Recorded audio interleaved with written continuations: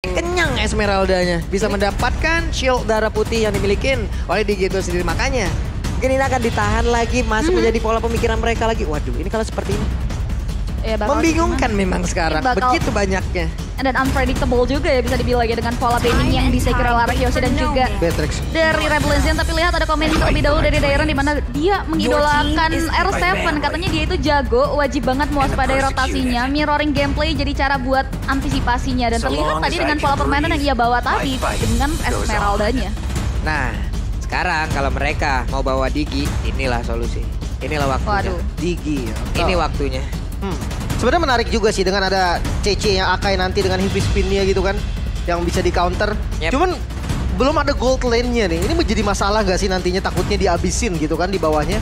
Ya ketika sih. dia ngambil Digi duluan. Bener-bener banget, ini bisa target banning dari Rebellion untuk bot lane dari Skylar ya. So ini yang harus dipikirkan nih dari RRQ, mau prioritasin ke area Digi untuk counterisasi ke area hero yang sudah disecure oleh teman-teman Rebellion Zero dengan adanya Akai, atau mereka prioritasan dan terjawab ternyata Digi yang menjadi prioritas big dari RRQ Hoshi. Ya, Digi. Tetap dengan Diginya ya. Ya. Dan marksman-nya akan berarti kemungkinan akan sisaan. Jadi tergantung ban dari Tergantung teman-teman ban. Rebellion juga. Namun ya bisa dipancing juga sih, karena memang apa, jungle-nya belum kelihatan. Iya. Bisa aja dia nge-ban ke arah Balmond mungkin nanti untuk kontes objektif yang lebih enak. Yep. Atau ke arah assassin-assassin yang mungkin berpotensi untuk dipakai sama Albert. Kalau menurut gua mungkin Arceus juga bisa nge-ban ke arah Atlas loh, Pak. Atlas oke. Kenapa? Karena sebelumnya untuk beberapa pertandingan yang lalu kita pernah melihat bagaimana Digi digunakan, tapi triggernya satu, oke, dia akan sangat bahagia sekali. Dia hanya tinggal menunggu aja di saat ada sisi yang keluar, ya udah waktu hitam juni. Tapi di saat ada dua sisi yang masuk, ada dua sisi yang masuk, fokusnya jadi hilang. Terpencar ya. Dan untuk time journey-nya akan digunakan kapan? Digunakan sekarang kah? Atau nanti? Digunakan sekarang. Nantinya akan ada sisi berikutnya yang bisa mengganggu. Yap. Digunakan nanti sisi yang sekarang, inilah akan mengganggu gitu. Yap. Memang enak banget sih kalau misalkan ada dua sisi gitu kan untuk melawan Digi sendiri. Tapi Matilda menjadi salah satu hero yang benar-benar oke juga sebetulnya kalau memang mau diamankan sama teman-teman dari Rebellion, mengingat adanya Yves. Dan Beatrix ini butuh salah satu hero mungkin untuk nyelamatin dia ketika dikunci dengan reward manipulation, dan menurut aku Matilda menjadi solusi juga. Ya. Tambah lagi Wijanarko dengan playstyle-nya dengan Hilda-nya ya. Kita bisa lihat debutnya dia menggunakan Matilda itu benar-benar luar biasa sekali loh, dari penguasaan hero-nya. Bahkan kita tahu dia manfaatin karya gamingnya dengan sangat baik tentunya untuk search and rescue hero dari Rebellion yang membutuhkan pertolongan. Apalagi benar kata Lim Kocho, dia bisa masuk ke area Yip. Tapi lihat sih ini target banning ke area magical damage yang bisa digunakan oleh Swallow. Swallow menjadi satu player yang digaris bawahin oleh Arceus, sangat mengganggu. Iya. Kalau mau Sangat burst berbahaya. damage, mencari burst damage ada Kagura yang bisa Lilia nutup masih mungkin. ada. Sustain Lilia. Atau Julian ditaruh di mid mungkin. Oke, Julian mid kalau masih udah kepaksa possible. banget, Parsha. Ya. Dan Julian pun adalah satu sisi yang Ya. bisa dimanfaatkan oleh mereka pula. Ya. Julian masih terbuka. Julian masih terbuka. Lilia lebih untuk hero-hero yang memang make a play sama seperti Julian. Sustain. Karena make a play juga, tapi Iya. lebih sustain dan lebih bisa menabrak. Apalagi ditambahkan dengan adanya satu sprint. Benar. Dan ya udah. Di saat dia Bakal masuk lagi. dalam kotak reward manipulation pun dia bisa membalaskan juga damage-nya dengan Angry Gloom yang dimiliki oleh Popo itu sendiri. Tapi Popo yang lupa, oke. Ini wise band sih. Bagus banget bandnya karena memang strat Popol Digi cukup mengerikan ya. Walaupun kita tahu memang hero nyaman dari Skylar sendiri adalah Cloud. Tapi ya kalau misalkan Diginya lepas, mungkin aja RRQ punya strat lain dan menggunakan Digi Popol agak ngeri juga sih nahannya. Itu dia, ini bakal game plan objektif apalagi RRQ Hoshi. Kita tahu pola permainan mereka dinamis banget. Apabila Popolin Kupa jatuh ke tangan Skylar, nggak menutup kemungkinan pola permainan objektif akan terlihat. Tapi carry ini yang justru menjadi opsi pick untuk Skylar. Ini agak terlalu high risk high return karena kita tahu carry ini harus benar-benar late game banget. Kalau bisa dibilang mid game to late game ya. Ketika itemnya mumpuni, dia benar-benar harus bisa manfaatin untuk bisa kasih damage nantinya. Apalagi 1v1 situasinya sama Beatrix yang kita tahu dia punya damage per second yang luar biasa sekali. Nih dia, Armor Breaker, Kari. Udah diambil. Oke, speed nya aktif, dia punya movement speed, dia punya attack speed. Apakah akan butuh Purify? Kita lihat aja nantinya. Atau dia akan menggunakan sprint, tapi Wijanarko peringkat 5 dari MDL Season 4. Lalu peringkat 11 dari kelas MPLI 2021. Yes. Lalu peringkat kelima di MDL Season 5. Dan sekarang dia udah berada di MPL. Akan berada di mana nantinya? Udah melalang buana ya Matilda dari ternyata Wijanarko. guna Dan untuk yep, bisa menjadi bencana dan juga menyelamatkan rekan-rekannya. Plus dan Lunox. is untuk Swallow. Oke. cari Bagus burst ini. damage ya. Apalagi dia juga counter naturalnya juga untuk Lunox, untuk Esmeralda. Esmeralda. Kita bisa lihat ini weakness point-nya. So menarik untuk kita lihat bagaimana implementasi dan visualisasi hero tersebut di laning phase. Tapi jungler seperti apa yang bakal dibawa oleh RRQ Hoshi Lancelot untuk maybe. Albert? Lancelot ya. Lancelot sih, iya. Possibility. Mereka butuh satu hero yang memang bisa mobilitas tinggi pula. Tapi ternyata Benedetta dengan konsep yang sama, mobilitas. Iya. Untuk Dash melawan ya. Akai juga sih sebenarnya. Dengan an eye for eye untuk dodge dari heavy spin-nya cukup menarik sebenarnya. Dan damage-nya juga oke. Kita akan lihat early-nya siapa dulu nih yang unggul. Dan seperti apa lagi nantinya untuk pembentukan dari sisi itemnya ya.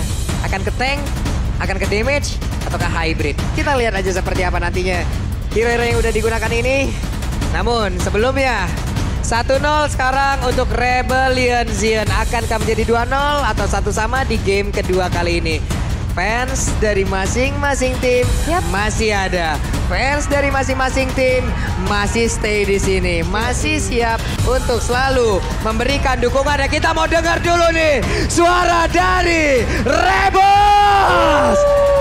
Oke, tapi dari Kingdom jangan mau kalah Kingdom. Oke lah kalau begitu dan sesaat lagi FPL Arena, coba suaranya FPL Arena. Wow. Meriah sekali tentunya Piala Arena kita kali ini dari pendukung Rebellion dan juga anak-anak RRQ Hoshi dan RRQ Kingdom tentunya. So, tanpa lama-lama lagi kita terbang dan masuk ke Land of Dawn untuk melihat visualisasi dari 10 hero kedua belah tim di game yang kedua. Yap. Dimana untuk Matilda ya pun kali ini Wijanarko sudah mulai masuk ke dalam area pertahanan yang dimiliki oleh RRQ Hoshi untuk bisa memberikan sedikit gangguan, merubah estimasi waktu harusnya. Tapi apakah berhasil? Kita lihat, tapi Swallow menguasai area mid lane-nya. Iya, karena ada bantuan juga tadi dari Digi yang digunakan oleh Finn. Dan pastinya ini menjadi pressure juga kan dari Yip sendiri yang memang akan susah ya untuk catch up dengan Lunox sendiri di mid lane. Karena heal dari Lunox itu kuat banget sih ketika minionnya banyak. Yap. Wijanarko tertarik dengan adanya satu reverse time, tapi Akai balik lagi. Fearless melakukan farmingan terlebih dahulu. Orange buff-nya masih nganggur sejauh ini. Masih dianggurin aja, belum menjadi fokus dari sisi Fearless di sana. Dan kita udah bisa lihat di mana dari Albert udah mulai melalang buana nih. Dia udah mulai mengarah ke area top lane, mengambil gold buff dari atas laning R7 dan juga Dairon. Masuk ke area objektif satu buah hutan yang dimiliki. Dan bahkan masih belum ada pertemuan dari kedua belah jungler. Sama-sama fokus, tapi lihat Infinity War terjadi antara Pakita dan juga dari R7 tentunya dengan Esmeraldanya. Di mana Dairon di sana udah mulai terkikis dari HP-nya. Tapi Skylar kini sudah mulai di babysitting. Di mana dia tidak terlihat independen. Tapi Heist di sini cukup independen. Dia sendirian di area bottom lane. Menahan gempuran yang diberikan dari dua hero yang memberikan pressure yang cukup signifikan ke area Heist. Yap. Finn ada di bawah, memberikan bantuannya terhadap Skylar.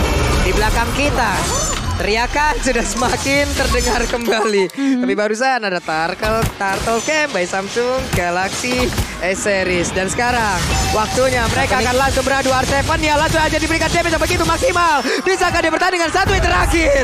First blood jatuh ke tangan R7. Namun untuk kali ini Benedetta berhasil mengamankan pula karena Turtle-nya. Dan mereka tidaknya mendapatkan satu keuntungan pula. Yes, ini cukup mahal gak sih? Dari sisi Rebellion memang berhasil secure R7, tapi RRQ Hoshi berhasil men-secure karena objektif Turtle Lim Kocho. Iya, ya, memang dengan bait yang sangat baik tadi dari R7 ya, ditarik semua teman-teman dari Rebellion. Dan akhirnya bebas banget dari Albert untuk dapetin objektif ke arah turtle-nya tadi. Dengan adanya battle spell cooldown dan damage to monster, pastinya Fearless cepet banget dari segi jungle-nya. Tapi sama halnya dengan Albert, karena memang dari talentnya juga sama, battle spell cooldown dan ada damage to monster. Benar-benar mau fokus ke area jungle pattern ya. Sama-sama memperebutkan, walaupun kita tahu dari sisi Benedetta ini adalah tipikal jungler assassin. Dia head to head dengan tanker jungler. Ini akan sangat menarik nih 40. Waduh, diadu aja dong. Oke, Swallow-nya coba lihat mereka beradu begitu saja. Tapi dengan ada Darkening, dengan adanya impuls yang dia milikin, dia masih bisa nge-regen SP yang dia punya. Ya wes, dia tetap stay berada di area tersebut.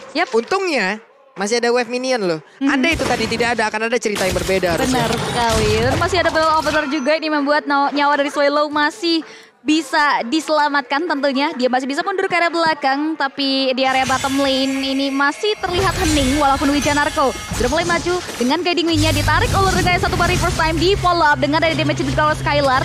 Tapi terlihat Wijanarko still survive, dia masih bisa mundur ke arah belakang.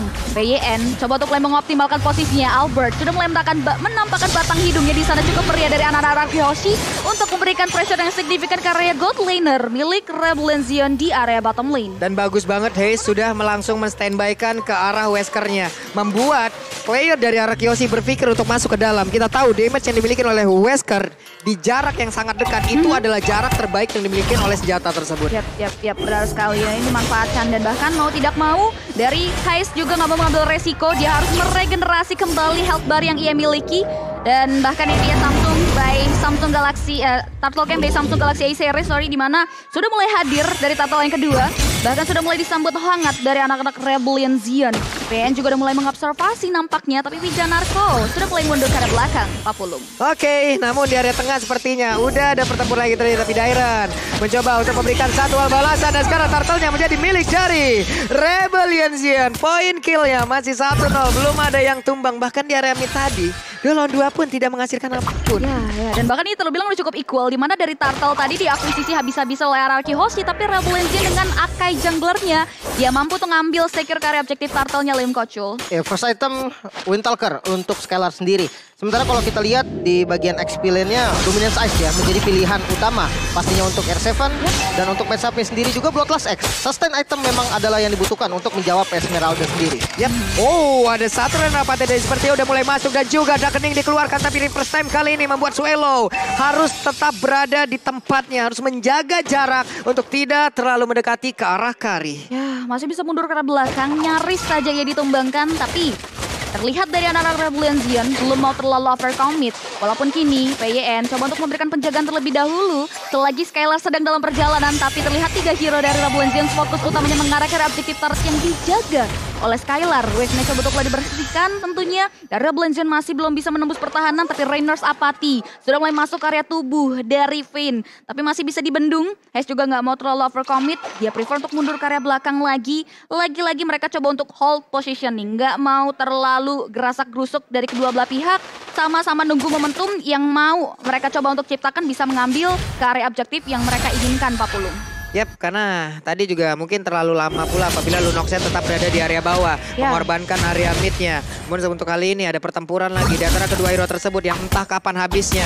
Wesker sudah standby, Darrell, Lolian, ada lagi pergerakan dari Albertnya. Untung dengan Anai Poranainya masih bisa mendapatkan Yimun dan dia pergi dari area tersebut. Tapi mereka harus balik lagi menuju ke lane-nya masing-masing kan. Dari tadi cutting minion dilakukan oleh kedua belah pihak. R7 lari, kalang kabut menghindari serangan dari Dairon dan juga Swallow yang sempat masuk ke area tubuhnya. Kita tahu weakness point dari Esmeralda ketika dia bertemu ke area Lunox. Dan R7 gak mau mengambil resiko, dia langsung tancap gas, buka spraynya dan mundur ke arah belakang. Tapi lihat, ya Rebellion Zion sudah mulai melakukan poking ke area Turtle Pit. Alex sudah mulai buka Papulung. Oke, itu dia. Namun untuk kali ini tertarik sepertinya dan Fearless masih berada di area tersebut. Tapi dengan adanya headbutt dia masih bisa pergi. Namun di bagian tengah Kelsol dikeluarkan dan mereka pun harus mengorbankan lagi waktunya untuk berada di area Turtle. Mendapatkan ke arah Turtle ya, tapi ternyata masih gagal pula untuk Araki Hoshi. Albert mencoba untuk maju dan mendapatkan Little Wonder, tapi untuk kali ini berhasil dirinya. Di area top lane kita bisa lihat juga di mana R7 harus menghentikan, tapi ternyata Dairon berhasil menghancurkan struktur bangunan yang dijaga. Sedemikian hingga R7 looking for another objective, karena lihat di area bottom lane Lemon sudah mulai mendapatkan damage yang cukup signifikan. Albert pun gak mau mengambil resiko, hanya melakukan checking bus melalui Everon of A-nya maju ke arah depan. Terlihat sudah ada Swallow dan juga Fearless di sana. Fokus lagi ke area objektif Purple Boy tapi Fearless. Ya benar-benar tak kenal takut dan bahkan mencuri carry objektif Purple Buff yang dimiliki oleh seorang Albert. Oke, santai banget dan sekarang Albertnya dalam keadaan yang tidak baik-baik saja. Dia pun diusir mundur. Ada satu hal di mana kita dikejutkan dengan Akai jalan seorang diri tanpa adanya penjagaan. Apa yang terjadi, Lim? Begitu bebasnya loh Akai. Ya karena memang stoppernya juga gak banyak juga gitu kan VYN dengan reverse time-nya. Tapi kalau misalkan kita membahas soal Akai yang memang tanky, satu kali reverse time menurut aku gak cukup sih untuk ngepanis Akai, dan makanya bebas banget jalan, ambil purple buff dan dia balik lagi dengan selamat. Ini gimana?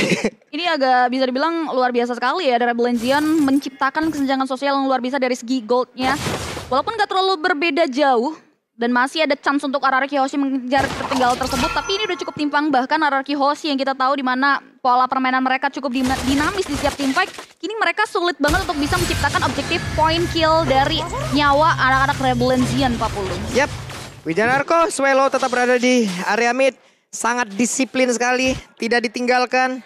Di saat mereka pergi pun untuk kembali lagi ke dalam lane tersebut sangat luar biasa.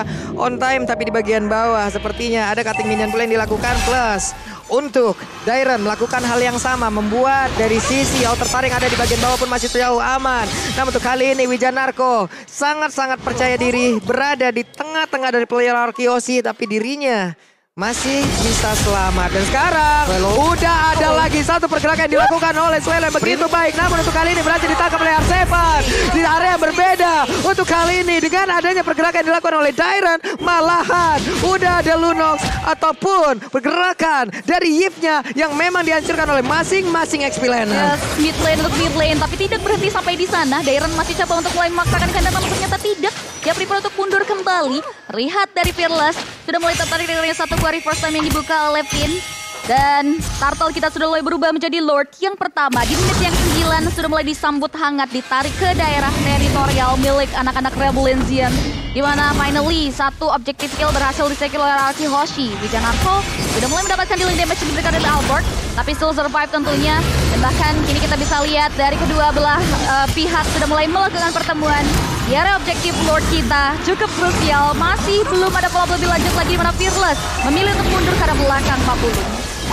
Nih dari Lordnya pun masih bisa ditahan di area tersebut, hanya tinggal menunggu sedikit jarak lagi siapa yang akan mendapatkan.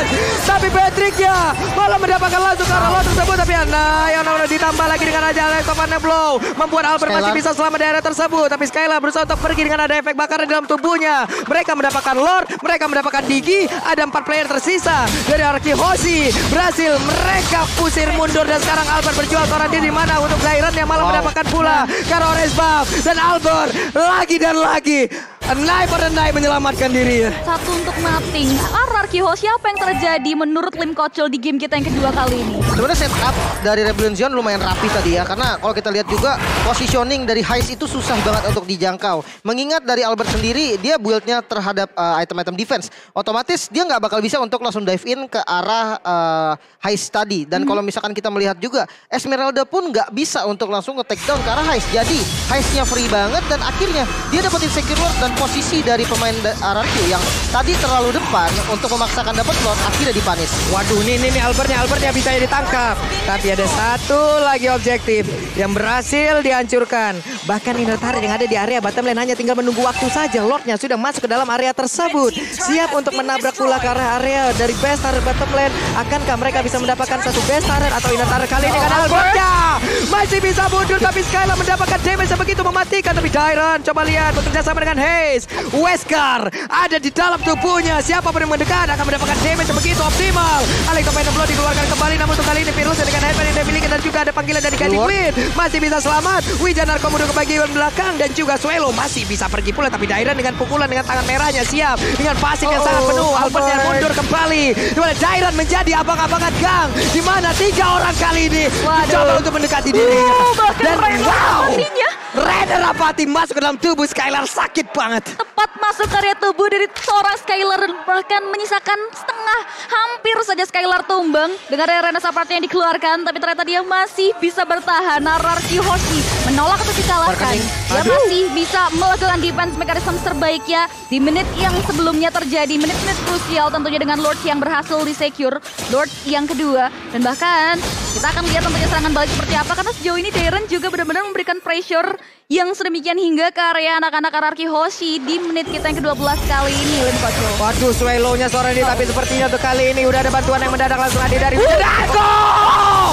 Wow! Oh my God, begitu baik tadi Rainer Apati yang langsung mendapatkan lini belakang yang dimiliki oleh pemain dari Arkehoshi, dan mereka sekarang 4 lawan 4. Akankah mereka tetap memaksakan untuk maju ke bagian depan? Karena untuk kali ini Lemonnya tidak ada high ground untuk Arkehoshi yang begitu stable, tapi yang Electofana Blow berhasil langsung menghilangkan satu wave minion. Phantom Surge dikeluarkan pula dan Lord Camp by Samsung Galaxy udah hadir, dan ini adalah godaan yang bisa membuat dua tim ini baku hantam, baku tumbuk di area tersebut, dan tidak ada kontes sama sekali. Bahkan untuk R7 sepertinya kali ini tertinggal dan juga agak terlalu lambat untuk bisa masuk ke dalam tersebut. Tapi seperti untuk Arkehoshi mereka ingin mendapatkan pula karena 1 point kill. Hanya saja pemain dari Rebellion mereka sangat-sangat kuat dan tidak ada yang tumbang. Nah, ini harus mulai di respect ya, karena Heist lihat walaupun dia nggak terlalu galak kayak game-game sebelumnya Lim Kocil, tapi dia udah mampu untuk berikan punishment yang sedemikian hingga bahkan 1 poin killnya tadi itu baru mengarah ke area Lemon.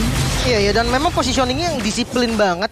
Dia stay di bagian belakang yang dimana ketika ada satu yang memaksa masuk ke bagian belakang itu langsung bisa dipanis sama teman-teman dari Rebellion yang lainnya. Dan Dairon pun benar-benar make up play banget, dia nge-open vision, dia benar-benar nggak pernah untuk out position, dia tahu kapan dia harus mundur, dia tahu vision mana yang harus dibuka dan sehingga informasi selalu didapatkan sama teman-teman Rebellion. Yes, benar banget. Dia manfaatin apa yang sudah di-lead dan dipegang kedelanya oleh Rebellion sih Pak Pulung. Nah itu dia, belum lagi tadi untuk Rainer apatinya on point banget ini. Udah damage-nya sakit banget pula, udah banyak kejadian seperti di luar sana. Kemarin itu aku tuh something, tapi hari ini aku tuh nothing. Dan itulah yang mungkin sangat menyakitkan, namun kali ini kita lihat saja apa yang akan dilakukan oleh pemain dari Rebellion. Di mana tuh kali ini Arseven yang berada di bagian luar untuk bisa melindungi langsung ke arah 3 besar dan 1 besar utama. Tapi Alba terkena satu Rainer apati begitu menyakitkan pula. Ada Haze di bagian tengah, 1 besar berhasil dihancurkan. Kesempatan yang sangat besar dimiliki oleh Rebellion akan bisa mendapatkan kemenangan kali ini karena mereka punya Lord. Tapi Bestaring ada di bagian tengah itu pun masih belum bisa dihancurkan walaupun masih disicil karena satu dapat tidak udah ada lagi remote tapi dikeluarkan langsung begitu saja dan juga ada lompatan. Belum lagi untuk kali ini time unit juga dikeluarkan tapi sejauh ini belum ada satu player menentu malah Arseven dengan sisa damage begitu banyak masuk ke dalam tubuhnya. 4 melawan 5. 4 versus 5 ini dalam bahaya. Rarky Hoshi mereka coba untuk mulai menahan gempuran ini diberikan tapi Dairon menolak untuk pulang. Mereka coba untuk maju ke depan dan bahkan memaksakan kehendak untuk masuk ke Hydra Defense tapi lihat satu pasti pilihan selalu dibuka tapi Alford harus tawas. Skylar menjadi bulan-bulan dari Dairon tapi lihat kita bisa lihat Skylar menolak untuk dikembangkan tapi lihat Finn harus hilang juga tersisa 2 hero Wilfried Satan mungkin berhasil dikeluarkan dan Rebellion take the game yang terakhir kali ini. What a play game. Rebellion Zion Banteng kita mengamuk di game yang kedua. Mereka menolak untuk menyamakan kedudukan, memberikan poin bagi raja-raja kita dari Rarky Hoshi Pak Pulung. Dreams come true untuk Rebellion Zion. Gokil. Ini MPL season 10 luar biasa. MPL season 10. Wah, gokil sih. Ini sejarah baru juga pastinya. Sejarah baru pula ya BCP. Cinderella story hadir untuk mereka. Dreams come true memang badar-badar. Membuat Rebellion Zion di match yang pertama kali mereka menangkan kemarin memboosting habis-habisan seluruh power yang mereka punya. Konsistensi hingga hari ini bisa mereka pertahankan. Luar biasa sekali Rebellion Zion. Wah. Gak bisa ngomong apa-apa lagi gue. Speechless bener-bener. Wow. Ini mereka benar-benar memberikan gebrakan dan dobrakan baru. Benteng kita literally mengamuk sih. Tapi tetap good game, well play untuk Rarky Hoshi. Keren. Dan Lim sampai nangis loh.